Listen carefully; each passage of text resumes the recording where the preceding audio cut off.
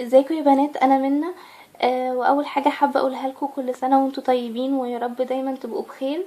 فيديو النهارده فكرته مختلفه عن طبيعه الفيديوهات بتاعتنا العاديه. في الفيديو ده هقول لكم على فكره انا وايه جربناها قبل كده، يا رب تعجبكم وتجربوها.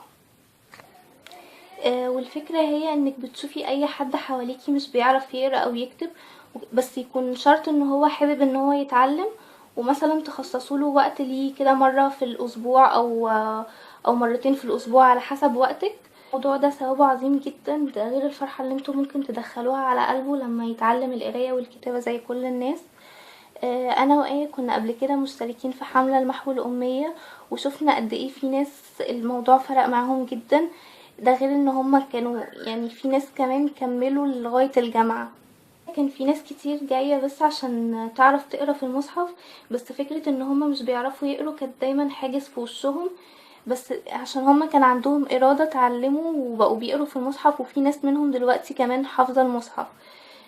فاتمنى ان الفكرة تعجبكم وتحاولوا تطبقوها لو عجبتكم. في اخر الفيديو حابة اقولكم ان ده جزء من حملة مشترك فيها يوتيوبرز مصريين كتير. ما تنسوش تدخلوا على هاشتاج حملة الدنيا بخير عشان تعرفوا افكارهم وتعرفوا مين فيهم مشارك.